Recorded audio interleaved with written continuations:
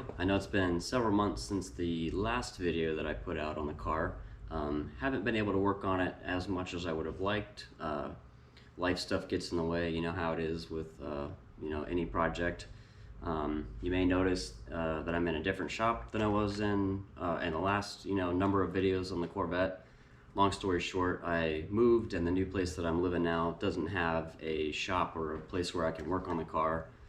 Luckily, my grandparents had this nice big shop that I was able to bring my car to and set all my tools and everything up again and try to get working on the car. So obviously that took some time to get the Corvette moved over here. In hindsight, I probably should have had it here to start with before I started really tearing it all apart into a million pieces, but that's how it goes.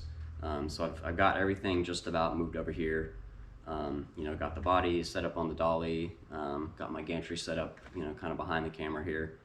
So I'm finally trying to get back into it a little bit.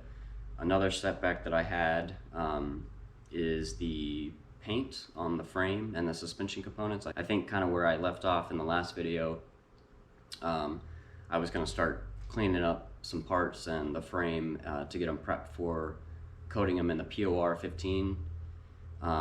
And I do have some footage of that, so you'll see some footage from the old shop that I've had since like December of last year, 2023, that I'll kind of throw in here.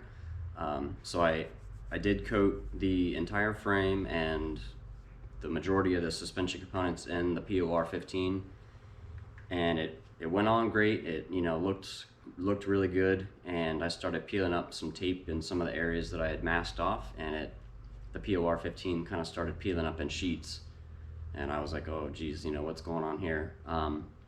So I kind of tested it on a few of the different pieces that I had coated it in, and pretty much all of it was the same. You could just get up under the edge of a piece of the POR 15 and it would pull up in a big sheet.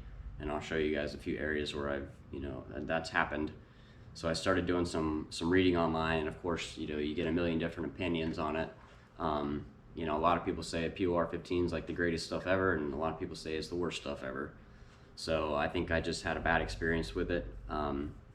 Maybe I didn't prep it completely the way POR 15 wants you to, or maybe it was just a fluke. I don't really know. So at the end of the day, I've decided to strip all of the POR 15 back off the frame and the suspension components and recoat it in something else.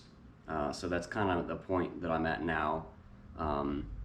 I have stripped all of the suspension components back down to bare metal that I had coated, and I got those repainted just about in some chassis shield paint from Summit Racing that I got. It seemed like it had pretty good reviews. It's a two-part paint, a different type of coating versus like the POR 15, and it's meant to go over bare metal. So it seems to be pretty good stuff. I'm not sure if I'm going to use it on the frame and the bird cage yet. I'm still going to do some more research, to try to find out what the best coating is. Yeah, kind of sucks about the POR 15, but that's just how it goes. And I have not stripped the frame back down yet. That's kind of a major undertaking. Another reason I haven't worked on the car too much. It was kind of like a shot in the gut to the motivation of not wanting to work on the car after all of that work to get it ready and get it painted and have to do it all over again. So what I've been doing today is just kind of easing back into the trailing arms, because I had never fully taken them apart or painted them or anything. So I got one of them just about apart, kind of inspecting it, seeing if I need to replace any of the parts there, and I'll try to get the next one on camera, maybe just to kind of show what I'm doing. There's a few different videos that I've watched that are really helpful for taking the trailing arms apart and trying to set up the new wheel bearings when I get to that point. So I'll maybe throw a link to a couple of those videos down in the description below if y'all are interested. But yeah, that's it for now. I'm gonna go ahead and keep working. I don't know, like I said, I've got some video footage from last year before I moved over here to this shop that I'll put in here. So I don't even know at this point what footage I have and what I don't, or what I'll include. And hopefully I can get moving on the car again and make some progress. So stay tuned, and we'll catch you later. Thanks, guys.